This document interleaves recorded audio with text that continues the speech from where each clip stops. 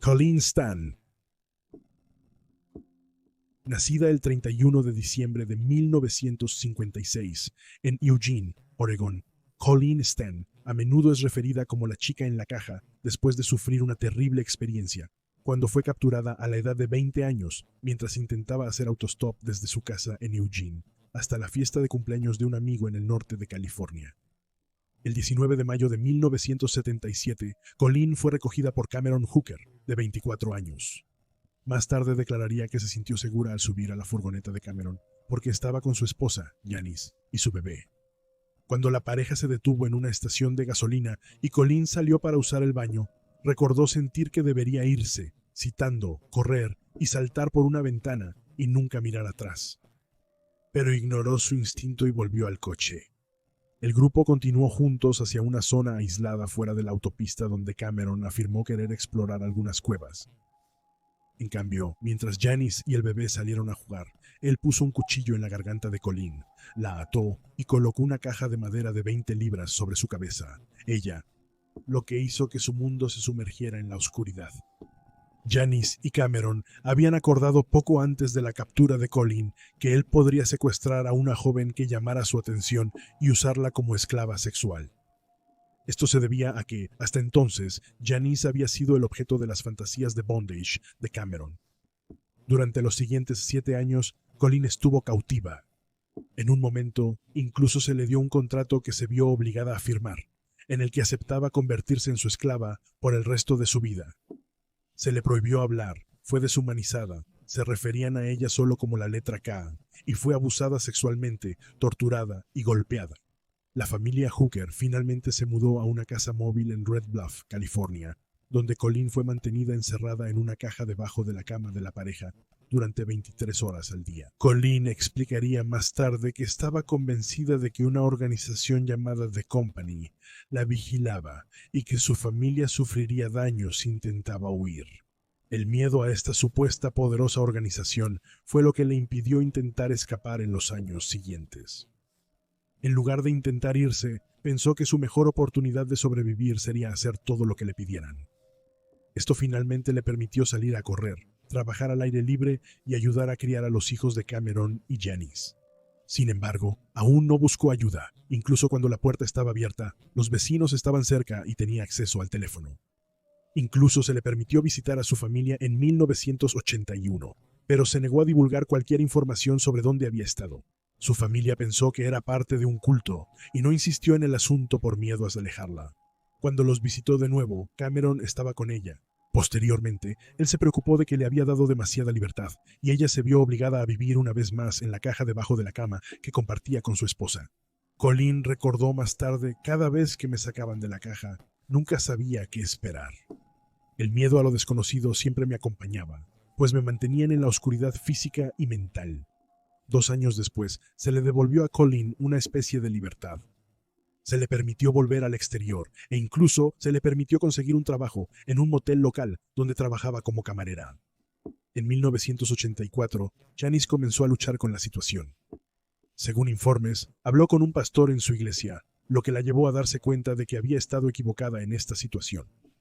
También se dio cuenta de que ella también había sido objeto de abuso, cosificación y tortura por parte de su esposo.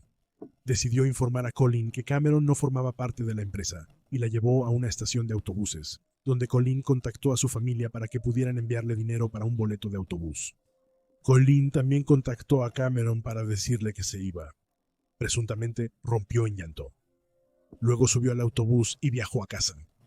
A pesar de haber regresado a casa, Colleen inicialmente no le contó a su familia ni a la policía lo que había pasado durante los últimos 7 años. De hecho, continuó manteniendo contacto con Cameron a petición de su esposa, ya que Janice parecía querer que él admitiera su error y cambiara su vida.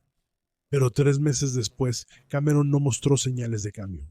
Así que Janice lo denunció a la policía e informó que él había matado a otra chica, Marie Spanek, quien había desaparecido en 1976. El cuerpo de Marie nunca ha sido recuperado, y dado que no había evidencia física, las autoridades no pudieron presentar cargos. Sin embargo, sí acusaron a Cameron de varios delitos de agresión sexual, así como de secuestro en el caso de Colleen.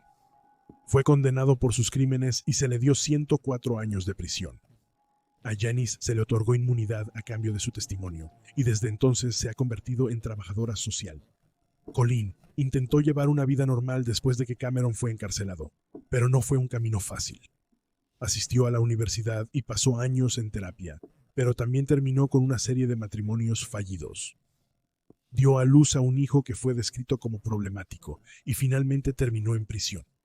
En 2016 estaba en su cuarto matrimonio y estaba criando a su nieto de edad preescolar y simplemente estaba feliz de estar viva, señalando: tu vida está simplemente en el limbo cuando estás en cautiverio.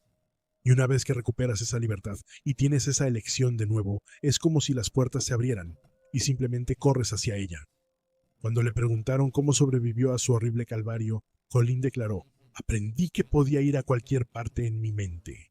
Simplemente te alejas de la situación real que está ocurriendo y te vas a otro lugar. Vas a algún lugar agradable con personas que amas, lo que sea que te haga feliz.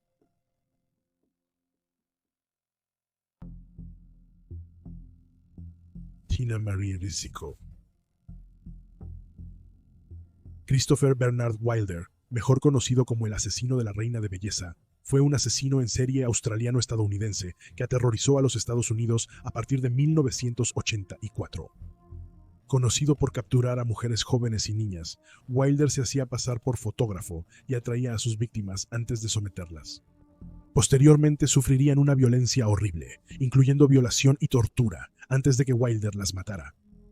El 4 de abril de 1984, Tina Marie Rosico, de 16 años, estaba solicitando empleos en el Del Amo Fashion Center en Torrance, California, cuando fue abordada por Wilder, quien llevaba cámaras alrededor de su cuello. Wilder, entonces de 39 años, elogió a la joven y le habló de su inexistente agencia de modelos. Le dio su información y afirmó que podría convertirla en modelo y llevarla a una vida de lujo. En 2024, Tina habló por primera vez en 40 años sobre su experiencia.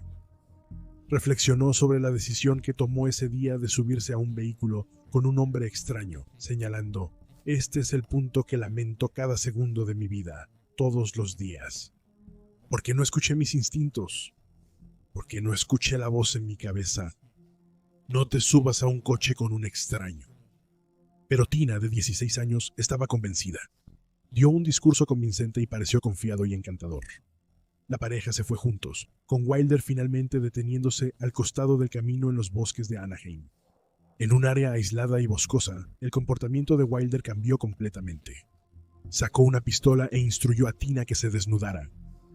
Ella recordó más tarde: él me vendó la cara, me puso gafas de sol y me puso un sombrero, y esta vez me estaba escoltando hasta el coche. Como ahora me siento cautivo.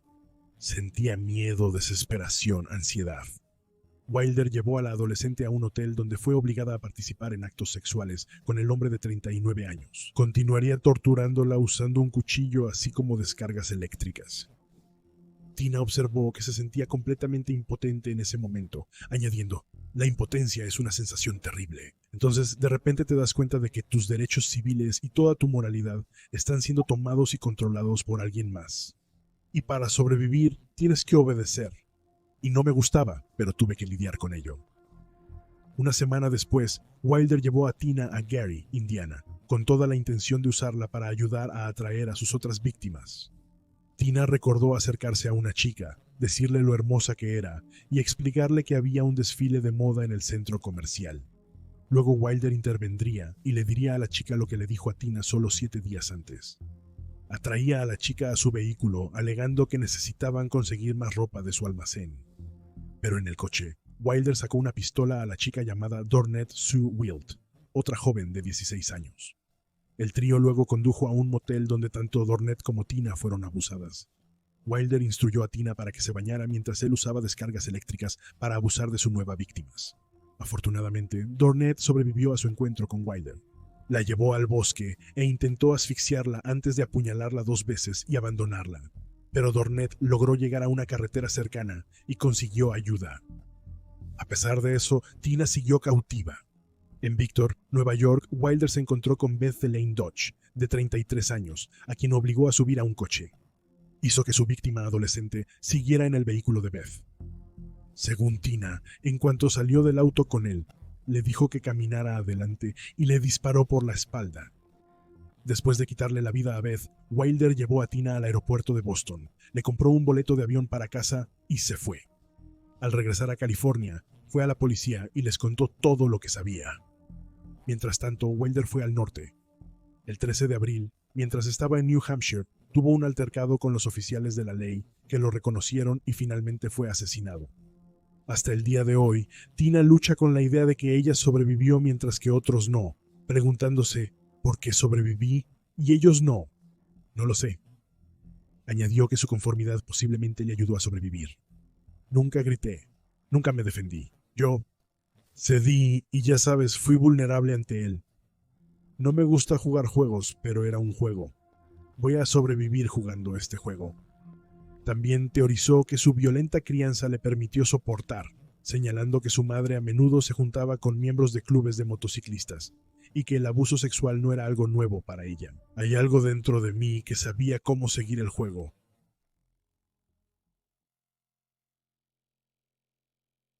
Mary McElroy.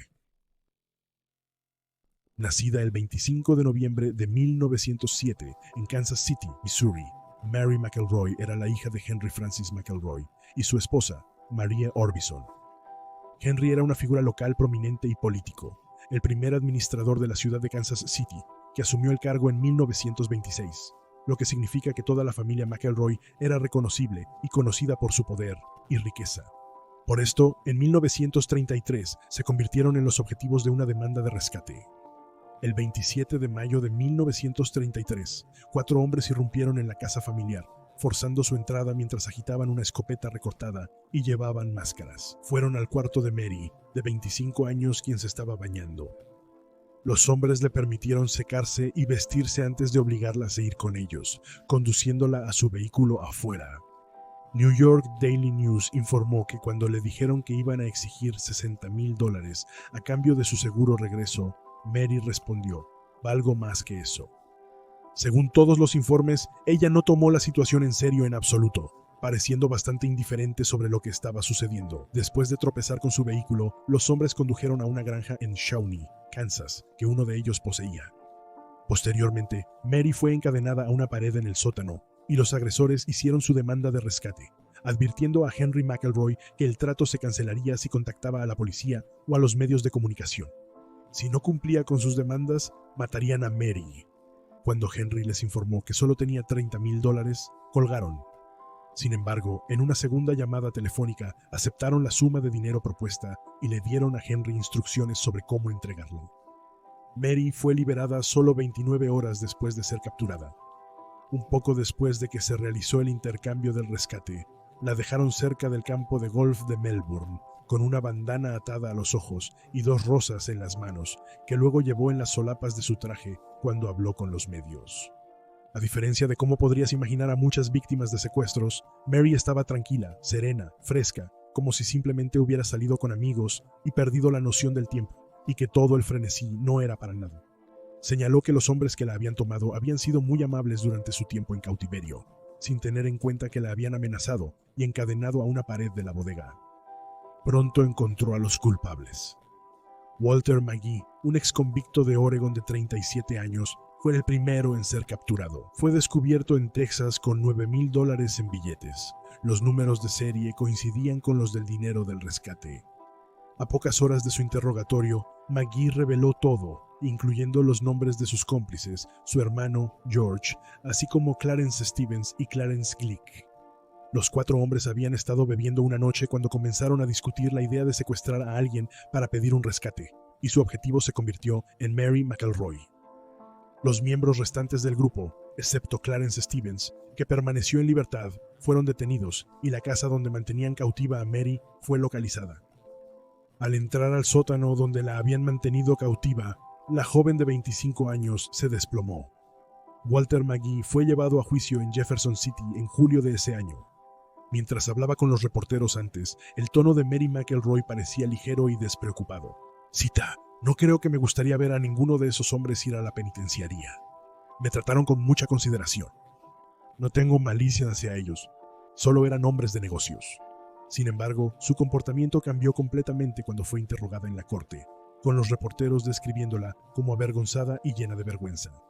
Le dijo a la corte que antes de su liberación, McGee le había ordenado desnudarse para verificar que no estaba ocultando ninguna evidencia, pero señaló que se había negado, y él no la había obligado. En el libro La investigación de Kansas City, la caída de Pendergast, 1938-1939, Rudolf Hartmann escribió que Mary también había luchado para identificar a los perpetradores en la corte, y continuó insistiendo en que había sido bien tratada. Más tarde se reunió con las familias de los hombres y no expresó nada más que apoyo y simpatía por ellos. El 10 de febrero de 1934, 9 meses después del incidente, se cree que Mary sufrió algún tipo de colapso. Desapareció de su casa familiar y se descubrió que estaba en Springfield, Illinois, donde envió un telegrama a su padre. Decía, lo siento, pero estoy muy asustada. No sé lo que estoy haciendo. Pronto localizaron a Mary en la ciudad de Normal, Illinois, y poco después fue devuelta a la seguridad de su padre. Cuando le preguntaron dónde había estado, le costó expresar sus sentimientos, diciendo que se sentía como un asesino. Quería escapar. No podía soportar estar quieto. Según reporteros, tras la prueba, los amigos de Mary la abandonaron y fue ridiculizada en todo el país. Su firme defensa de McGee provocó rumores de que había tenido algún tipo de romance con sus captores.